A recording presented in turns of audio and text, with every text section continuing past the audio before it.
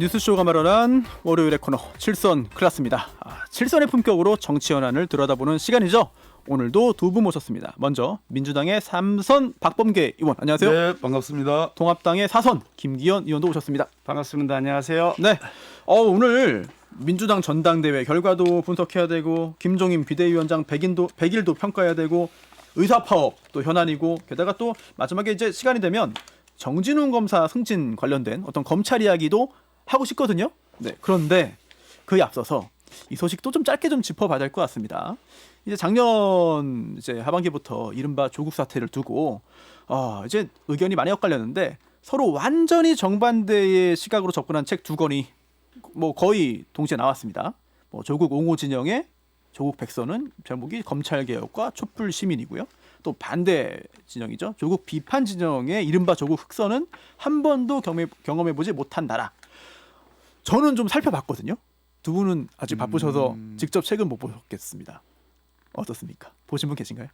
책은 보지 못했고 네. 워낙 기사가 많이 나와가지고요. 네. 관련 기자들은 뭐 다 훑어봤어. 근데 이제 살펴보니까 같은 사안을 두고 완벽하게 다른 시각으로 완벽하게 다른 주장을 펼쳐서 저는 약간 좀 현기증을 느꼈거든요. 그래요? 네, 이 사안 관련해서 두 분 어떤 입장인지 좀 짧게 먼저 좀 입장을 좀 확인하고 좀 가고 싶어요. 먼저 김기현 의원님 어떻습니까? 예, 뭐 책 읽어보셨냐 그랬는데 그 책 읽을 시간에 차라리 잠을 자겠습니다. 아니, 조국이라는 사람 11개 혐의로 지금 기소가 돼가 재판을 받고 있는 사람입니다. 뭐 그것도 아빠 찬스, 엄마 찬스라고 불리는 자녀 입시 비리에 연루돼 있고 장학금 부정수수, 사모펀드 비리, 뭐 증거 조작, 논문 저작, 뭐 이제 등록 이런 것들이 전부 다 우리 국민들의 정서를 아주 정면으로 배치되는 행동들을 한 건데 그것도 부부가 같이 했다고 지금 재판을 받고 있지 않습니까? 그 사람이 뭐 전국의 이슈가 되고 핵심이 되는지 어이가 없고 오히려 범죄 심리학자들의 연구 대상일 수밖에 아니다 그런 생각을 하고요. 네. 그 책 읽을 시간 있으면 잠 한숨 더 자겠습니다. 알겠습니다. 박범계 의원은요? 그래서 뭐 지금 말씀하신 것처럼 재판을 받고 있죠. 재판이라는 게 뭐 아시다시피 기소하는 검찰 측과 또 그것을 방어하는 피고인 혹은 피고인을 대리하는 변호인 측 간의 공방인데요. 뭐 하나도 지금 제대로 확정이 되거나 규명이 되거나 객관적으로 판정이 난 것은 없습니다. 말 그대로 이렇게 검찰과 변호인 간의 공방이 저는 이 두 책, 검찰개혁과 촛불시민 또 한 번도 경험해보지 못한 나라 두 책으로 백서와 흑서로 나와 있다고 보는데요.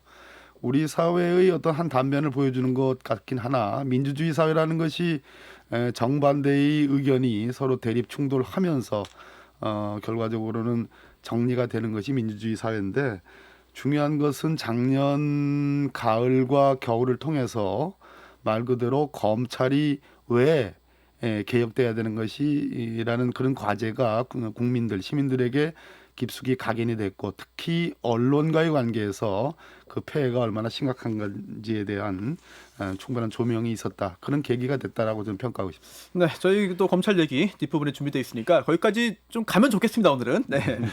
우선 가장 먼저 민주당 전당대회 이제 끝났잖아요. 네, 그 결과 이낙연 의원이 예상대로 당대표로 선출됐습니다. 먼저 이낙연 신임 대표의 수락연설 한 부분 듣고 오겠습니다. 실업자는 늘고 여러분의 삶은 더 고달파질 것입니다. 이런 시기에 부족한 제가 집권 여당의 대표라는 짐을 졌습니다. 국난을 극복하고 미래를 준비하려면 국민의 힘을 모아야 합니다. 그 일에 여야와 진영이 따로 있을 수 없습니다. 통합의 정치는 필요하고도 가능하다고 저는 믿습니다. 네, 우선 민주당 전당대회니까 박범계 의원님께 먼저 좀 여쭙고 싶은데요. 네네네. 사실 당내 분위기상 어느 정도는 예상됐던 결과 아닌가 싶어요. 예. 그래서 이제 이전에 이해찬 대표 체제와 이제 시작되는 이낙연 대표 체제, 뭐 어떤 면은 비슷할 것이고 또 어떤 부분은 뭐 다를 것이다. 이번 전망이나 예측도 가능할까요? 와, 대단히 어려운 질문을 던지셨는데 확실히 이 이낙연 신임 대표님과 지난 2년간 대표 역할을 해오신 우리 이해찬 대표님과는 캐릭터 개성이 다르죠. 네. 분명히 구분이 되는 면이 있습니다. 제가 생각하기에는 이해찬 대표님은 확실히 칼칼한 리더십의 대명사이죠. 그렇기 때문에 지난 2년 동안 집권 초기와 중반기에서 여러 가지 나올 수 있는 과제들을 무난하게 잘 민주당을 일사불란하게 그리고 질서 있게 그럼으로써 지난 총선에 압승을 거둘 수 있는 힘을 보태주셨고요. 이낙연 대표님은 뭐 개인적으로도 대화를 나눠보고 그랬습니다만 오늘 아까 뭐 저 연설문의 일부를 지금 발표하신 것처럼 통합의 정치를 강조를 했습니다. 지금 국난이 진행이 되고 있고 코로나19라는 국난이 진행이 되고 있고 또 아까 뭐 조국 백서, 조국 흑서 말씀하신 것처럼 국민 여론이 분열되어 있는 상황에서 통합의 정치를 강조하는 것은 역시 이낙연 대표님다운 모습이다. 그러나 그런 속에서도 원칙을 잃지 않는 면, 그래 예외가 다소 있다 하더라도 원칙을 잃지 않고 충분히 경청하되 결정하면 돌파하는 그런 리더십의 소유자고 큰 기대를 지금에 맞는 그런 리더십의 소유자로 기대를 하고 있습니다. 네, 김 의원님 또 통합당에서는 또 다른 각도로 또 보는 또 시각도 있을 것 같습니다. 어떻게 보십니까? 우선 그 당 대표 당선을 축하를 드리고요. 네. 저는 사실 뭐 국회의원 생활도 우리 이낙연 대표님하고 오랫동안 같이 했고 시도지사도 제가 울산광역시장 할 때 전남도지사를 하시면서 네. 시도지사 회의에서나 뭐 여러 가지 현안 논의 과정에서도 여러 가지 말씀을 많이 나누었던 분이셔서 나름대로 조금 이렇게 그분에 대해서 여러 가지 생각을 가지고 있습니다만 전체로 보면 매우 합리적인 분이시고 말이 좀 통하는 분이다. 저는 그렇게 인식을 하고 있습니다. 이해찬 전 대표 같은 경우는 저는 또 오만, 불통, 독선 뭐 이런 용어가 떠오르는데 비해서 그보다는 훨씬 좀 더 이게 통합의 자세에서는 가까이 다가서 있는 분이다. 그런 생각을 하는데요. 혹시 그 이해찬 대표 퇴임 기자회견에서 뭐 20년 집권론 뭐 이런 부분까지도 말씀하시는 건가요? 지금? 뭐 그거는 사실 좀 정말 오만한 발언이다. 국민을 지금 국민들이 지금 뭐 코로나 사태로 아주 지금 뭐 생계가 유지가 어려운 정도까지 가 있고 생명 위협을 받고 있고 전세값 뭐 아파트 매매값 뭐 일자리 경제 폭망 모든 것으로 신음하고 있는데 죄송하다는 말씀부터 먼저 하셨어야 되는 거 아닌가 그런 생각을 하는데 이낙연 대표 말씀을 다시 돌아가서 말씀을 드리면 네. 그렇게 기대를 하긴 합니다만 사실 기대보다 우려가 좀 더 큽니다. 왜냐하니까 이분이 사실 그 이낙연 대표님 당선은 되셨지만 친문의 적극적인 지지 속에서 당선되셨고 본인의 특별한 어떤 계파나 혹은 본인이 가지고 있는 역량의 범위가 과연 어디까지인지 의문이 남아 있다는 거죠. 역량의 의문이다. 네, 그렇습니다. 뭐 6개월짜리 사실 6개월 남짓되는 기간 대표하시겠다는 거니까 그 기간도 뭘 할 수 있을 것이냐.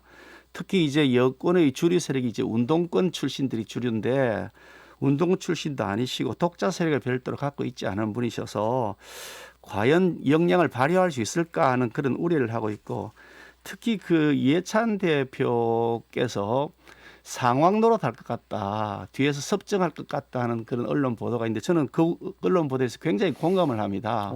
왜냐하면 이해찬 전 대표 같은 경우 이제 퇴임을 앞두고서 일종의 그 뭐 자서전 같은 그 책을 그 뭐 제3자가 펴냈긴 했지만 어떤 본인 얘기인데 그 책을 펴냈는데 그 사진을 보니까 이게 뭐 개선 장군처럼 이렇게 손을 들고서 야, 그 지금 이 국민들이 어려운 국민에 그렇게 퇴임하시는 분이 그래야 될까?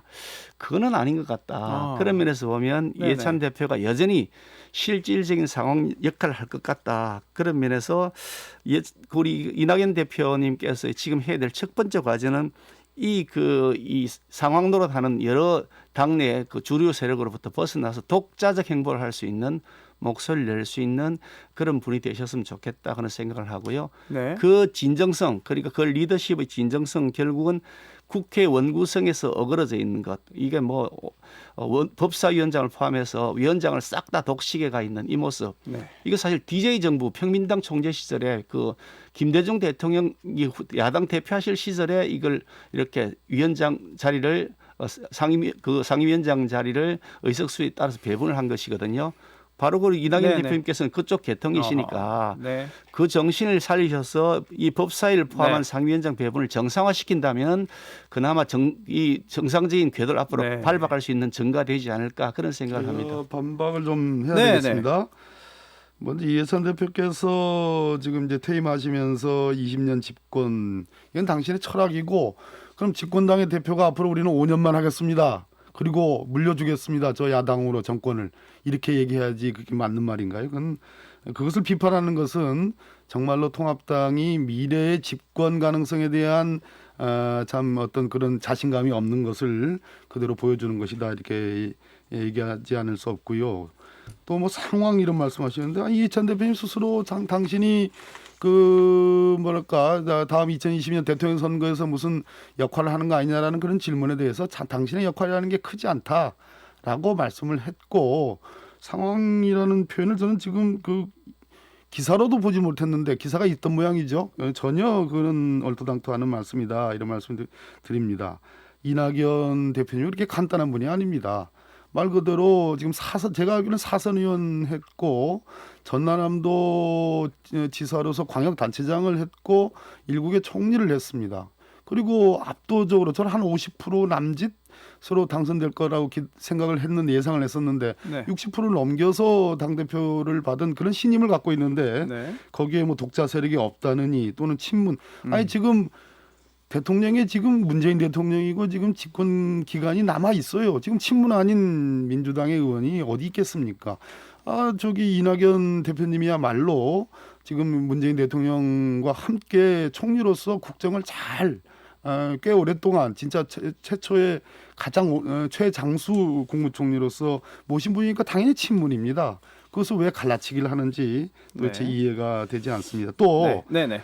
정상 이해찬 대표의 어떤 그 협치나 통합의 리더십을 시험하는 과제로서 지금 과거 이미 끝난 18개 상임위를 다시 또 배분을 또 다시 해야 된다느니 또 법사위를 무슨 사법감시위원회를 만들어 가지고 뭐 검찰과 법원 이런 등등을 감시해야 된다 이런 말씀들을 하시는 것 같은데 그렇게 과거형매이시면 도대체 통합당은 미래는 안 나갈 예정입니까? 저는 그렇게 반문하지 않을 수 있습니다. 네, 이렇게 또 이낙연 신임 대표 얘기하면서 또 자연스럽게 또 김종인 비대위원장 얘기로 연결될 수밖에 없습니다. 왜냐하면 이제 9월 3일이 취임 100일이고요. 또 이낙연 대표와 또 김종인 비대위원장이 또 예전에 뭐 인연도 있다, 또 친분도 있다. 그리고 또 완전히 등을 지고 대립하기보다는 어느 정도 협치를 할 거 아니겠느냐 이런 기대와 전망이 있거든요.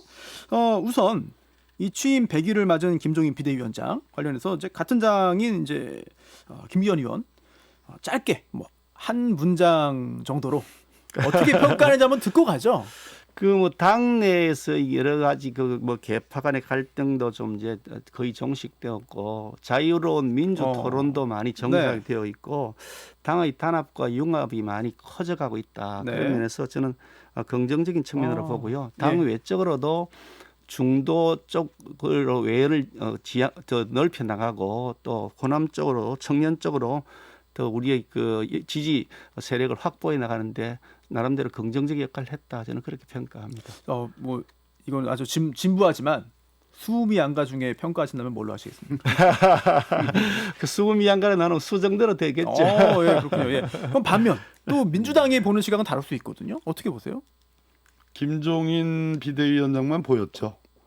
예, 그것이 뭐 통합당의 미래에 바람직한 면이냐라고에 대해서 저는 의문입니다. 그러니까 뭐 김종인 비대위원장님은 이제 우리 당에 계실 때 제가 모시기도 했고 그랬습니다.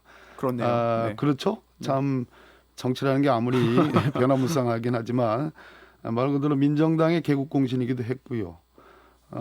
또 뭐 경제 민주화의 또 상징처럼 또 이렇게 국민들에게 인식이 되기도 했는데 아무튼 통합당에 가서서 큰 변화를 일으키고 있는 건 틀림없습니다. 5.18 국립묘지에 참배하시면서 무릎을 꿇은 모습이나 또 강령에 있어서 뭐 4.19와 5.18 60항쟁 이런 내용들이 들어간다는 그런 전언을 접할 때 김종인 비대위원장이 여러 제끼는 변화와 혁신의 통합당에 대해서 기대도 갖고 있고 상당한 정도로 점수를 드리고 싶지만 예전 놀이 중에 꼬리 잡기라는 놀이가 있습니다. 여러 사람들이 양쪽으로 나눠가지고 서로 상대방 꼬리를 잡으려고 할 때 앞서 있는 그 지도부가 너무 빠르고 강하게 일방적으로 갈 때 중간 이하에 오히려 자기 편의 꼬리가 끊어지는 그런 일이 있습니다. 실제로 저는 과연 통합당의 의원님들 중에 또는 원외위원장들 중에 과연 김종인 표 그 일종의 약간 좌양좌 같은 거 아니겠습니까? 거기에 진짜 마음속 깊이 동의할지 그 점에 대해서 상당히 의문입니다. 사실 김기현 의원님 지금 김종인 비대위원장이 뭐 야심차게 당명도 바꾸고 뭐 이제 정강 정책도 이제 개정하고 이런 이야기들을 지금 계속 진행 중이잖아요. 게다가 새로운 당명이 이제 오늘 공개되는데 뭐 보수는 뭐 넣지 않겠다라든지 뭐 기타 뭐 응모를 해봤더니 이제 국민이 제일 많이 나왔다든지 뭐 여러 가지 얘기가 나오고 있습니다. 새로운 당명 아십니까? 한 응모를 했더니 한 17,000건 정도 응모가 들어왔다 그래요. 굉장히 뜨거운 성원이 있었다. 네. 우리 미래통합당에 대한 국민적 관심과 애정이 커지고 있다. 그러면서 굉장히 고무적으로 보고 있고요. 네. 제일 많이 나온 용어가 국민이라고 한답니다. 그래서 몇 가지 뭐 물어봤는데 예. 몇 가지 그 단어를 얘기는 하긴 하는데 오늘 11시에 저희들이 의원총회를 하게 됩니다. 거기서 이제 아마 공식적으로 이 당명에 관한 얘기가 거론이 될 것 같고요. 내일 상임전국위원회, 모레 전국위원회를 거치면서 당명이나 당의 여러 가지 강령들을 최종적으로 정비하게 될 텐데 기대하시고 한번 지켜봐 주시죠. 아니 굉장히 좀 파격적일 거라는 얘기가 계속 나와서 예전부터 얼마나 파격적일까 좀 궁금했거든요. 몇 가지 안들이 이렇게 네. 그 논의가 되고 있는데 오늘 한 3가지 정도 안을 예. 공식적으로 안건을 올릴 것 같고요. 예. 굉장히 좀 그 뭐 형용사형, 동사형 이런까지 제안이 들어왔다 그래서 그래서 아주 예. 저희들은 흥미롭게 예. 보고 있습니다. 그럼 가장 많이 제안 접수된 그런 국민은 당명에 들어가나요? 글쎄 그거 오늘 이제 의총에서 이제 발표되는 걸 봐야 되지 않겠습니까? 알겠습니다. 박봉계 의원님. 네. 사실 김종인 비대위원장이 온 이후에 미래통합당이 상당히 빠른 시간 안에 전열을 정비한 건 사실인 것 같거든요. 결국 그러다 보니까 당 지지율도 뭐 역전을 허용하기도 했고 지금은 다시 또 이제 한번 바뀌긴 한 것 같습니다만 어떻습니까? 김종인 비대위원장이 상대 정치 경쟁자로서 위협적인 인물이라고 보십니까? 그렇게 정치라는 게 21세기에 우리가 촛불혁명을 겪고 나서 그리고 문재인 대통령 집권 3년을 지금 지나고 있고 또 더군다나 코로나19라는 세계적인 감염병 사태에서 정치가 그렇게 단선적으로 과거 민정당 시기의 그런 정치가 아닙니다. 국민은 훨씬 더 정치권보다 빠르고 정확하고 또 정보의 공유력이 높아졌습니다. 그래서 네. 그런 속에서 뭐 특정한 인사, 특정한 그룹, 특정한 정당이 나라의 정치를 이렇게 저렇게 재단하고 끌고 가겠다라는 그런 발상 자체가 저는 그렇게 뭐 지금 시대에 맞지 않는다고 보고요. 네. 물론 김종인 위원장께서 추진하는 통합당의 어떤 혁신이랄까 그런 것 점에서 저는 점수를 주고 싶습니다. 그러나 중요한 것은 과연 지금 8.15 집회 또 사랑제일교회 전광훈 목사 등등 전국적으로 실제로 보수 극단적인 보수 진짜 꼴보수라고 할 수 있는 극단적인 보수 세력과 과연 김종인 위원장이 지향하는 그러한 미래 혁신이 과연 이것이 좋아할 수 있느냐, 절연할 수 있느냐, 좋아할 수 있느냐가 아니라 절연할 수 있느냐.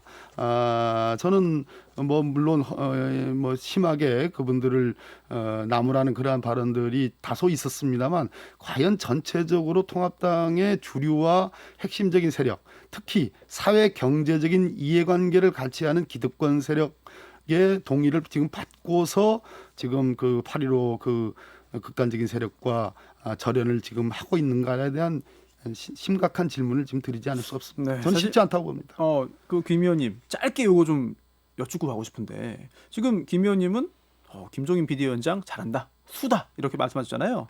이렇게 성공적이라면 혹시 뭐 임기 연장 가능성이라든지 또는 김종인 비대위원장 본인의 어떤 대선 출마라든지 당내에서 이런 거에 대해서 좀 논의라든지 이런 게 있습니까?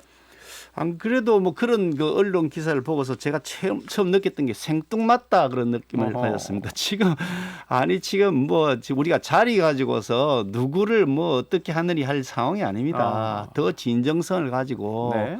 국민 속으로 들어가기 위한 노력을 치열하게 하면서 몸부림쳐야 될 시기에 네. 아직 비대위원장 임기가 내년 4월까지 남아 있는데 그 임기를 연장하느니 뭐 대권 후보를 어떻게 하느니 네. 지금 그 얘기한다 그러면 우리의 진정성이 훼손되는 것이기 때문에 그런 네. 논의를 하는 것 자체가 네. 여당이 원하는 것이다. 여당이 우리한테 계속 그렇게 지금 프레임을 잘리는데 말려드는 것이라고 생각하고요. 지금 그 논의를 할 단계도 아니고 논의하고 있지도 않습니다. 여당의 프레임이다. 얼터당타는 얘기입니다. 지금 그거 예. 얘기할 때입니까? 알겠습니다. 사실 뭐 순수 정치 사안은 아니지만 이 부분도 두 분의 좀 의견을 굉장히 좀 듣고 싶었습니다. 바로 의사 파업인데요. 많은 국민들이 걱정을 하고 있거든요. 도대체 이 문제 어떻게 해결될 것인가? 출구가 어디인가? 그냥 답답해하고 있는데요. 우선 여당 의원이시니까 박범계 의원님께 좀 여쭙겠습니다.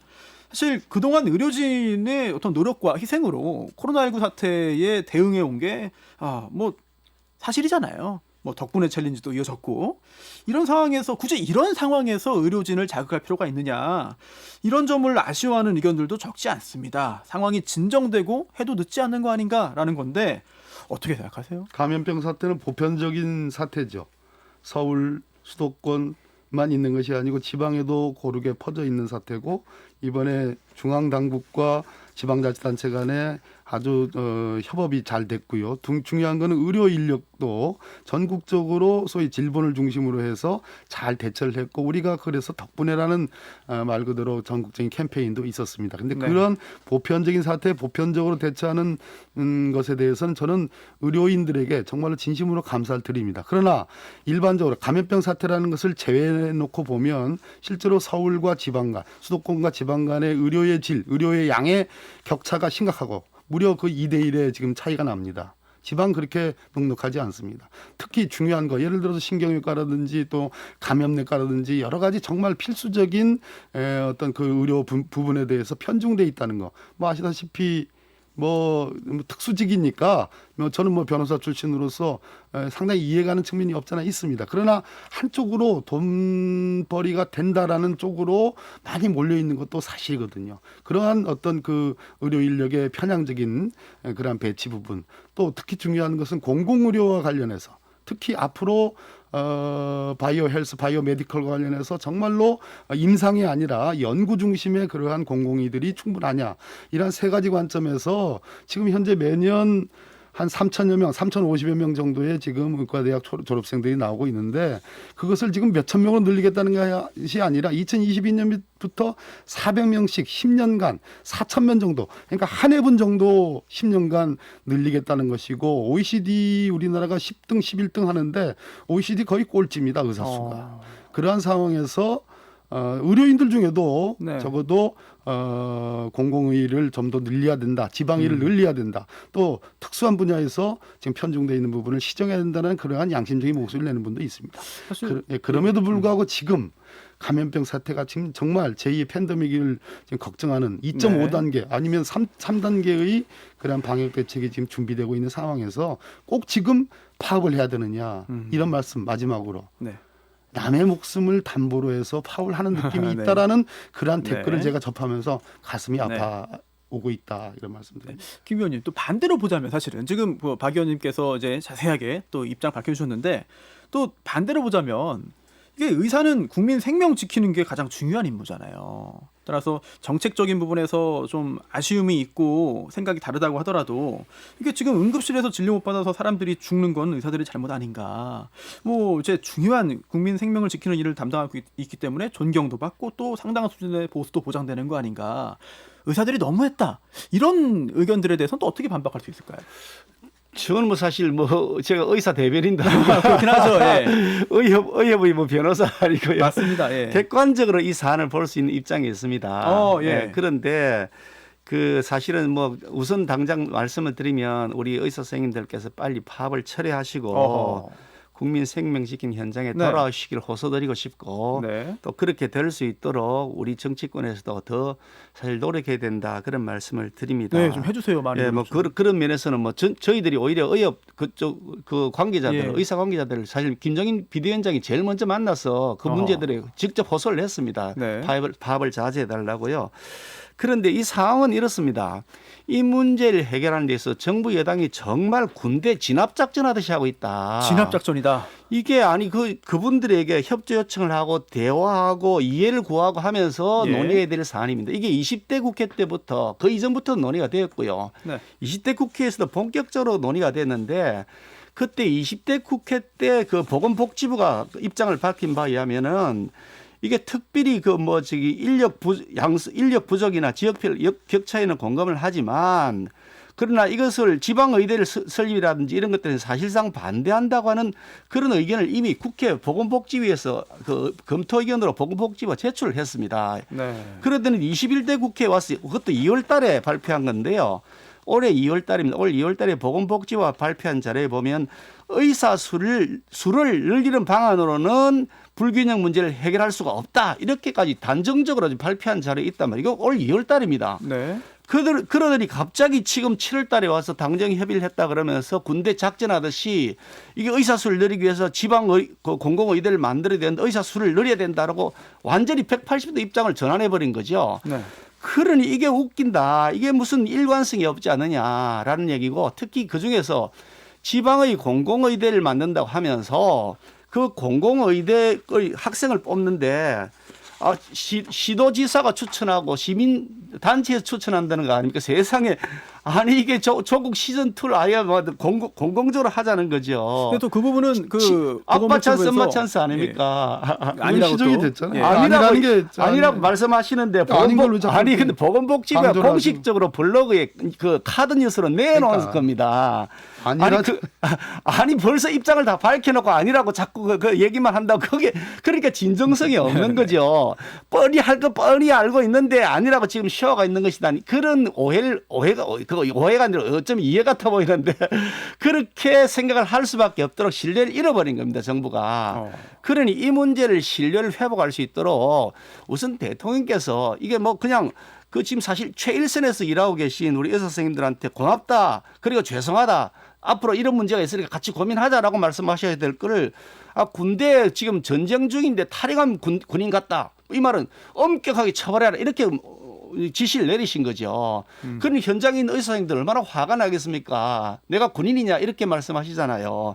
그런데 이 문제는 정말 국민의 생명을 어떻게 잘 보호하고 안전을 지킬 거냐는 네. 차원에서 네. 대통령께서 앞장서서 예. 이 문제에 대한 고발도 취하라 하시고 그리고 의사 선생님들하고 네, 네. 충분히 전문적인 논의를 거쳐서 하는 것이 맞다. 그래 말씀을 알겠습니다. 드립니다. 제가 좀 네. 말씀드려야 되겠어요. 예, 시간이 이 좀 많이 문제 지나서 짧게 좀 해주십시오. 어떤 예. 분이 아마 안철수 전 대표께서 하신 문제 같은데 왜 코로나 이 사태 때 왜 의대 정원 문제를 얘기하느냐 이런 지적이 있었던 것 같은데 그렇지 않습니다. 거꾸로 됐습니다.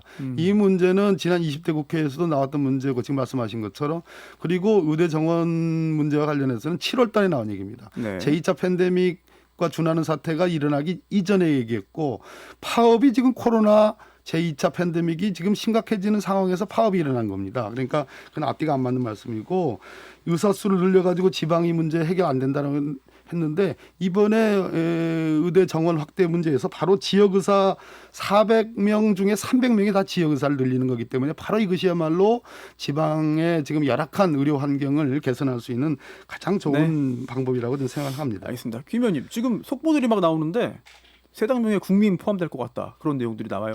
아까 제가 말씀드렸잖아요. 알겠습니다. 힌트를 좀 주셨군요 저희에게. 네 오늘 7선 클래스 여기까지 하겠습니다. 두 분 감사합니다. 네, 고맙습니다. 김현정의 뉴스쇼는 청취자 여러분의 참여로 이루어집니다. 트위터, 페이스북, 레인보우 게시판, 그리고 단문 50원, 장문 100원의 유료 문자 샵 1212, 우물정 1212 통해 참여하실 수 있습니다. 김현정의 뉴스쇼 여러분과 함께 만듭니다.